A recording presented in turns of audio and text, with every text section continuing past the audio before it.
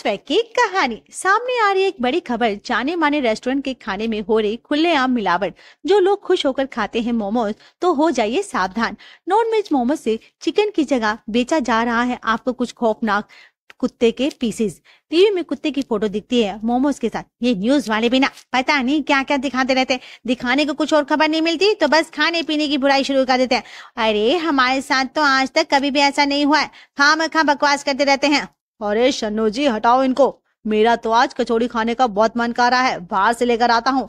आप बताओ, आपको कुछ मंगाना है तो। हाँ, आप कचौड़ी ला रहे हो तो मेरे लिए ना छोले भटूरे लेकर आ जाना, बहुत दिन हो गए खाए नहीं। गुप्ता परिवार में खाने पीने का बड़ा शौक था। आए दिन उनके घर में बाहर से कुछ ना कुछ खाना पीना आता ही रहता था। कभी वह खुद ही बाहर खाने चले जाते थे। टीवी में आए दिन खाने में मिलावट की खबरें चल रही थी, लेकिन उन लोगों को कोई भी फर्क नहीं पड़ रहा था। तभी कुछ दिन, वाओ भैया, एक ही साल में दो दो बार प्रमोशन, अब तो भाई पार्टी बनती है। हाँ ताऊ जी, अब तो पार्टी बनती है, चलिए ना बाहर खाना खाने चलते हैं। कितने दिनों से हम बाहर खाने पे भी नहीं। अरे अब तो मेरी सिम्मी बिटिया ने बोला है तो बाहर खाना खाने तो चलना ही पड़ेगा। चलो चलते हैं। सब रेडी होकर रेस्टोरेंट में खाना खाने के लिए पहुंच जाते हैं, जो कि उनके शहर का काफी अच्छा और नामी रेस्टोरेंट था। मैं तो अपना फेवरेट रेड सॉस पास्ता ही खाऊंगी ताऊ जी, और कुछ नहीं। और मैं पिज्जा, और हमारे लिए तो वही मंगा ली बेटा जो हर बार आता है। शाही पनीर, दाल मखनी, मिक्स वेज नान, पुलाव और पाइनएप्पल रायता। अच्छा ठीक है, किसी और को कुछ मंगाना हो तो बता दो। अमन सबके लिए खाने का ऑर्डर करता है और थोड़ी देर में खाना आ भी जाता है। खाना टेबल पर सर्व हो जाता है। अरे वाह भाई वाह, क्या खुशबू है। कौन कह सकता है कि किस खाने में मिलावट होती है। ये न्यूज वाले बिना खामखा डराते रहते हैं। इससे पहले कि गुप्ता जी कुछ और बोलते, शन्नू जी जोर से चिल्लाती है, कॉकरोच का बच्चा, हे भगवान, कॉकरोच का मरा हुआ बच्चा, हे भगवान ये क्या है। हाँ पापा, और ये पिज्जा भी ना कुछ अजीब सा लग रहा है, इसमें कुछ टेस्ट नहीं आ रहा है, बदबू आ रही है। अमन जैसे ही उसे स्मेल करता है वह बिल्कुल खराब हो चुका था। रेस्टोरेंट की कंप्लेंट करने के लिए अमन तुरंत मीडिया को कॉल लगा देता है और मीडिया भी तुरंत वहां पर रेस्टोरेंट में आ जाती है और रेस्टोरेंट को पूरा घेर लेती है और न्यूज में आ जाती है वही हेडलाइन। अरे कल तक तो हम सब इसको मजाक लग रहा था, लेकिन आज जो कुछ भी हुआ उसके बाद कभी भूल कर भी बाहर खाना नहीं खाएंगे। और हाँ, आज से जो भी खाना बनेगा घर पर ही बनेगा। हाँ बच्चों, तुम दोनों भी बाहर का कुछ नहीं खाओगे, ठीक है। हाँ पापा ठीक है। संजू चलो, बहुत देर हो रही है कमरे में, चलकर सो जाओ, सुबह स्कूल भी तो जाना है ना। हाँ चलो। नहीं मम्मा, लेकिन कल तो छुट्टी है ना स्कूल की, आप भूल गई कल संडे है। अरे संडे से याद आया बहू, सोने से पहले ना सुबह छोले भटूरे के लिए चने भिगो देना। पहले तो हर संडे को बाहर से छोले भटूरे लेकर आते थे, लेकिन हम बाहर के खाने का भरोसा नहीं। तुम ना सुबह छोले भटूरे बनाने के लिए छोले भिगो दो। ठीक है मम्मी जी। प्रिया सोने से पहले छोले भिगो देती है। दोनों देवरानी जेठानी मिलकर सुबह सबके लिए गर्मा गर्म छोले भटूरे बनाकर तैयार करती है। वाह भाई वाह, चलो बाहर का खाना बंद करने का एक फायदा तो हुआ। हमें ये तो पता चला कि हमारी बहुएं भी किसी हलवाई से कम नहीं है। कितने बढ़िया छोले भटूरे बनाए तुम दोनों ने। बहू, हाँ सच में निधि, बहुत ही ज्यादा टेस्टी। इतने अच्छे छोले भटूरे तो बाहर भी नहीं मिलते, लेकिन आप दोनों ने ये बनाए कहाँ से। हाँ बताओ। देवर जी, शादी से पहले लड़कियों को ना खाना बनाने की ट्रेनिंग दी जाती है, हमने भी उसी ट्रेनिंग में ये सब सीखा था। तब तो अच्छी बात है, अब तो हमें इस बात की कोई टेंशन लेने की जरूरत ही नहीं है कि बाहर से खाना बंद हुआ तो बाहर का खाना कैसे खाएंगे। हमारे घर में तो तुम दोनों शेफ हो। आज खाने में किसी चीज की कमी लग रही है। हाँ, संडे को हम छोले भटूरे के साथ कुछ और भी खाते थे ना, याद नहीं आ रहा मुझे। हाँ दादू, आप ना भूल गए, आप जब भी छोले भटूरे मंगवाते थे तो उसके साथ खाने के लिए गुलाब जामुन और रबड़ी भी मंगवाते थे।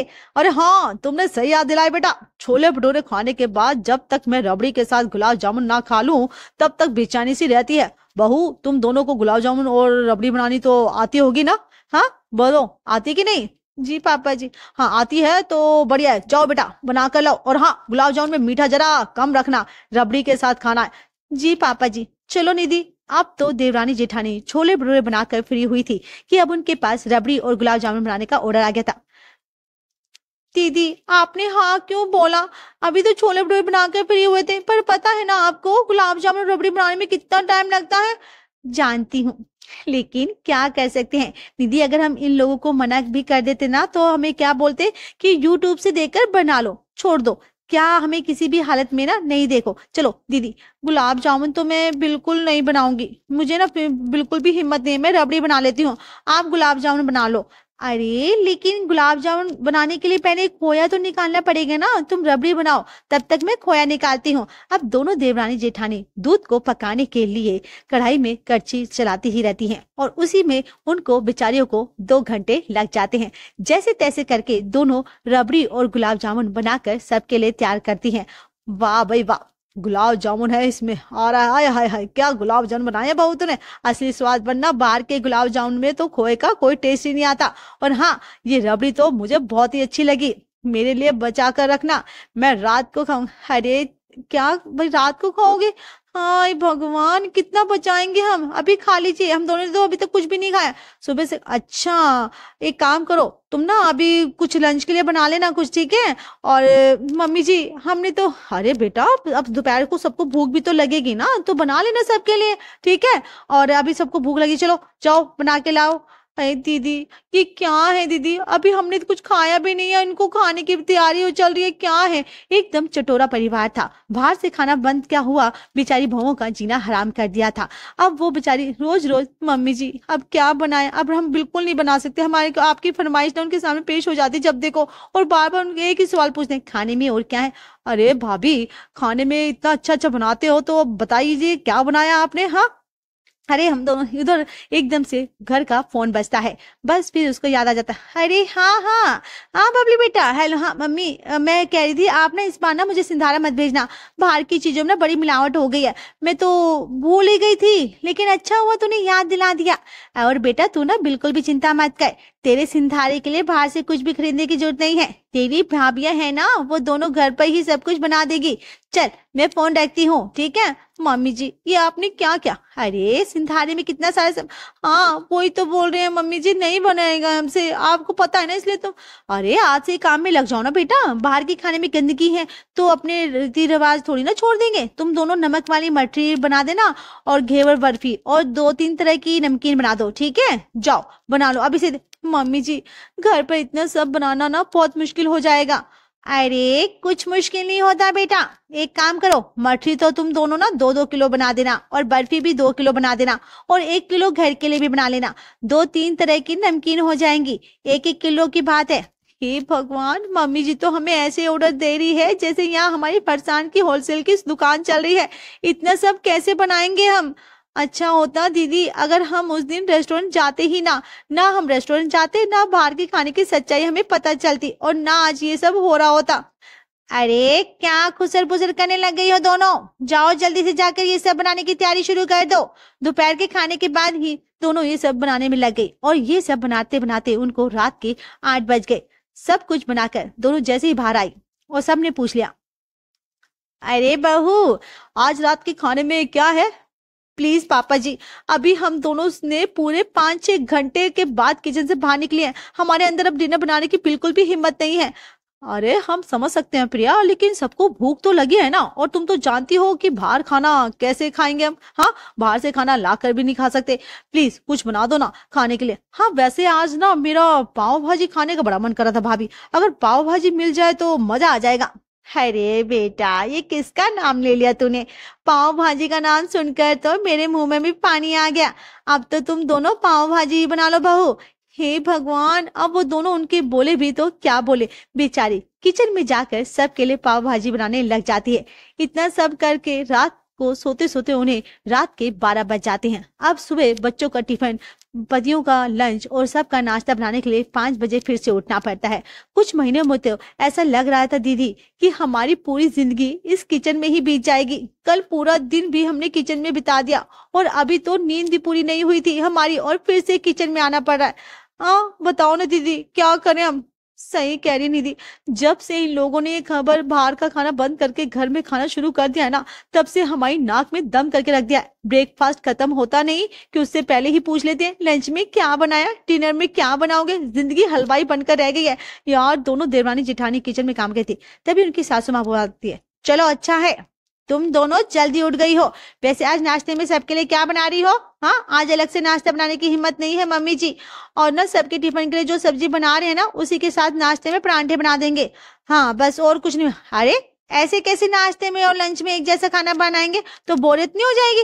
कल मैं मंडी से ना मटर लेकर आई थी, तो नाश्ते में मटर की कचौड़ी बना लो, गर्मा गर्म चाय के साथ खाने में मजा आ जाएगा। अरे लेकिन लेकिन वेकिन कुछ नहीं, चलो बहू जल्दी जल्दी हाथ चलाओ, नाश्ते का टाइम होने वाला है। बेचारी दोनों को कोई जरा भी राहत नहीं थी और हर टाइम बस दोनों को खाना बनाने में ही लगाए रखते थे। कुछ दिन बाद,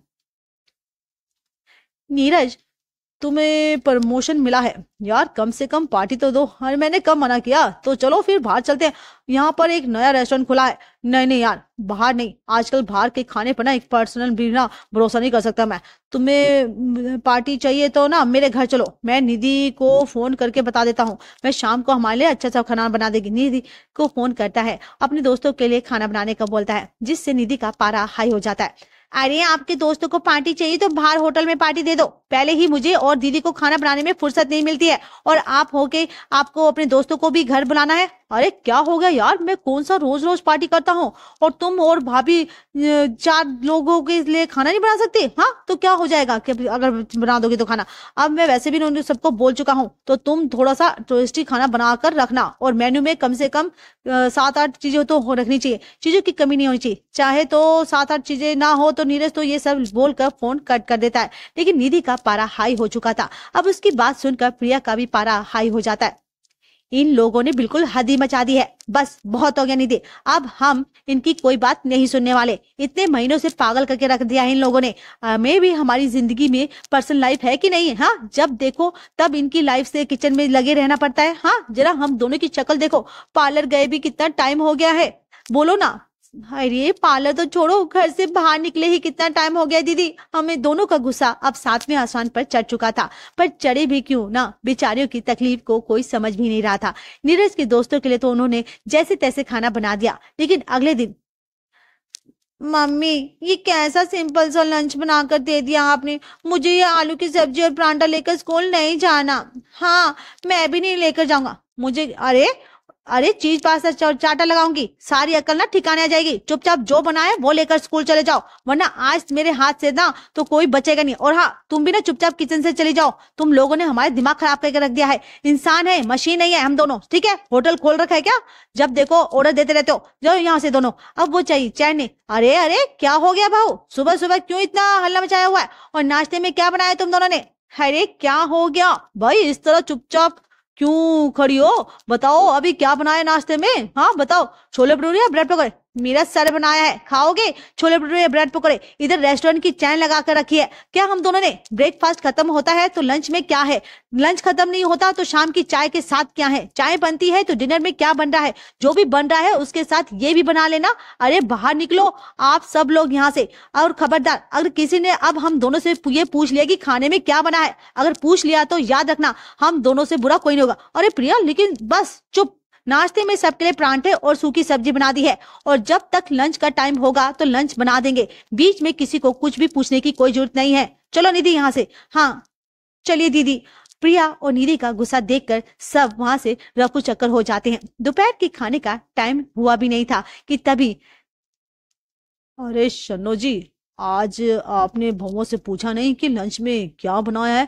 मेरा तो आज पनीर टिक्का के साथ ना रुमाली रोटी खाने का बड़ा मन करा था, तो दोनों को बोल दो ना आज वही बना ले। अरे ना बाबा ना, मुझे उन दोनों का सुबह का रूप याद है, अगर इस बार उनसे कुछ पूछ लिया ना तो पता नहीं मेरा क्या हाल होगा। क्या मतलब? वो तो आपको अपने आप ही समझ में आ जाएगा। ये सब खाने का मन है ना तो आपको तो आप ही जाकर पूछ लीजिए। धीरज किचन में जाता है जहाँ दोनों बहुएं लंच बना रही थी। अरे वाह बेटा, तुम दोनों छोले चावल बना रही हो, लेकिन मैं क्या कह रहा था, आज ना अगर पनीर टिक्का के साथ रुमाली रोटी मिल जाती तो। अब बेचारे ससुर जी को तो दोनों बहुएं क्या बोलती, लेकिन गुस्से में वो दोनों उन्हें देखकर जो लुक देती है, ससुर जी को उसी अंदाजे से लग जाता है कि शनो जी उनसे ऐसा क्यों कहा था। वो तो कदम रसोई से पीछे ही ले लेते हैं और वहां से सीधे अपने कमरे की तरफ निकल देते हैं। क्या हुआ, बन गया पनीर टिक्का और हमारे तुम्हारी रुमाली रोटी? सन्नो जी, लेकिन ऐसा लग रहा था कि अगर मैं दोबारा उन लोगों से कुछ और बनाने के लिए बोलता तो वो मेरा ही टिक्का बना देती। अब जब शराफत से किसी को बात समझ में नहीं आई तो उन दोनों का गुस्सा तो सबके ऊपर फूटना ही था। अब जैसे ही उनसे कोई खाने के बारे में पूछता तो उन दोनों का गुस्सा अब सब सर पर चढ़ चुका था। घर वाले समझ गए थे कि अब उन्हें कुछ भी कहना मतलब अपना सर ओखली में देने के बराबर है। पापा, पिज्जा खाने का मन कर रहा है बहुत ज्यादा। बेटा, पिज्जा का तो पता नहीं, लेकिन अगर ये पिज्जा की फरमाइश तूने अपनी मम्मी से या ताई जी के सामने कर दी ना तो खाने में जो मिलने वाला है ना वह भी नहीं मिलेगा। मिलेगा तो सिर्फ गालियां ही गालियां। सब समझ गए थे कि अब अगर दोनों भाइयों को परेशान किया तो खाना तो दूर, खाना देखने को भी नहीं मिलेगा और खाने में कुछ मिलेगा तो सिर्फ गालियां ही गालियां। इस प्रकार दोनों भाइयों को रसोई से थोड़ी सी आजादी मिल जाती है। और अगर हमारी वीडियो आपको पसंद आए तो हमारे चैनल वत्स वेब को सब्सक्राइब करें, लाइक, शेयर और कमेंट्स करना ना भूलें। Thanks for watching.